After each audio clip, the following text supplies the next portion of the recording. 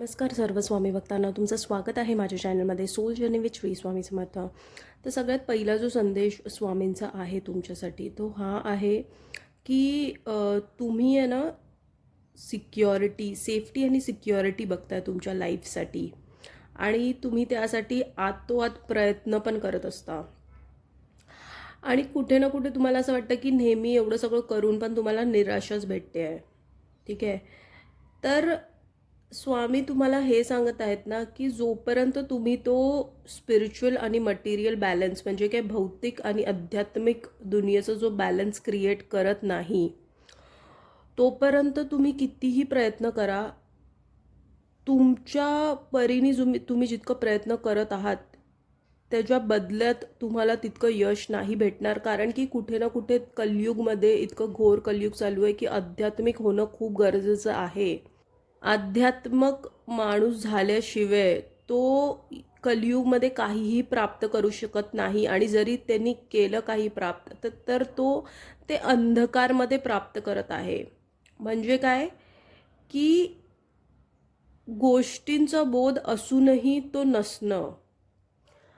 अध्यात्म तुम्हाला खूप साऱ्या गोष्टींमध्ये ना क्लिअरिटी देतं. खूप साऱ्या गोष्टींची वाटचाल जी होते तुमची ती एक अशा पद्धतीने होते जिथे तुम्हाला माहिती असतं की तुमचं आयुष्य कुठल्या दिशेने चाललेलं आहे, कुठल्या दिशेने न्यायचं आहे. तुमच्यामध्ये एक समाधान असतं ते की आतमधलं समाधान खूप महत्त्वाचं असतं. तर ते कुठे ना कुठे अध्यात्म देतं आणि तुमची आत्माच ह्यासाठी आली आहे, ही गोष्ट शिकण्यासाठी आली आहे. तुमचा आत्म्याचा उद्देशच हा आहे की ते समाधान तुम्ही ह्या जन्मात प्राप्त करू शकाल.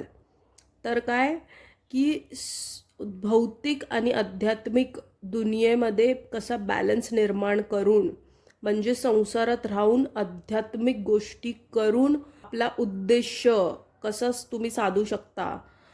तर खूप साऱ्या गोष्टींमध्ये तुम्हाला अपॉर्च्युनिटी आता भेटणार आहे. अपॉर्च्युनिटी भेटणार आहे म्हणजे काय, तर बघा अपॉर्च्युनिटी अशी नसते की फक्त नोकरी लागणं किंवा ह्या सगळ्या गोष्टी पैशानी तोलून जे आपल्याला भेटतात त्या करणं.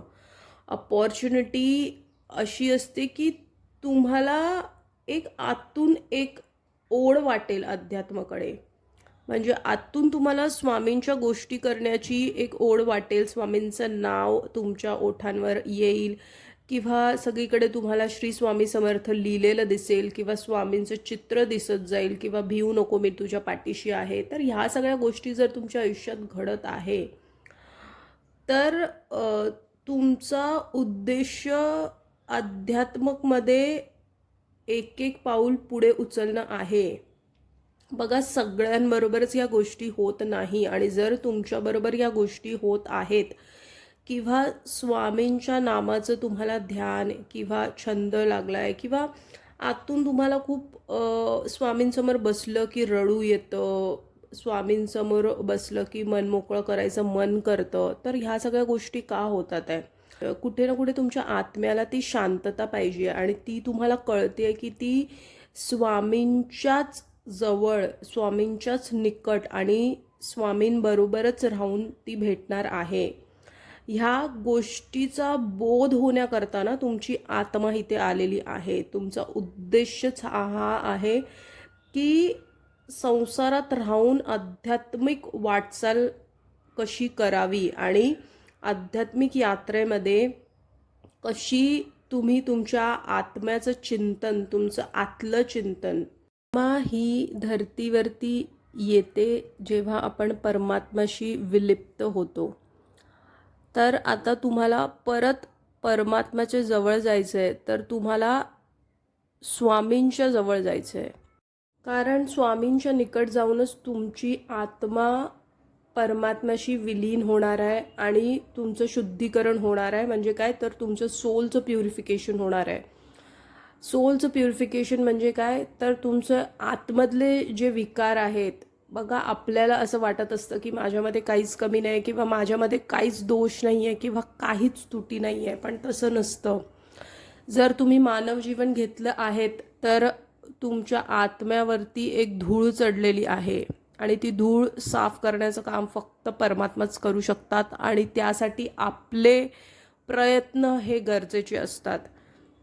आता धूळ म्हणजे कसली धूळ आत्म्यावरती? तर आत्म्यावरती अहंकार, लोभ, मोह, माया, मत्सर ह्या सगळ्याची धूळ धूळ चढलेली आहे. अपेक्षा दुसऱ्यांकडून किंवा चुकीच्या गोष्टी नकळत करणं, ह्या सगळ्या गोष्टींमध्ये कलियुग चाललेला आहे.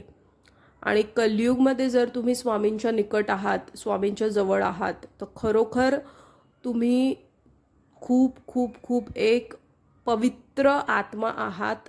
कारण स्वामींनी तुम्हाला जवळ घेतल्याने, जर स्वामींनी तुम्हाला जवळ घेतलंय तर तुमचं आत्म्याचं शुद्धीकरण होणं ह्या जन्मात निश्चिंत आहे.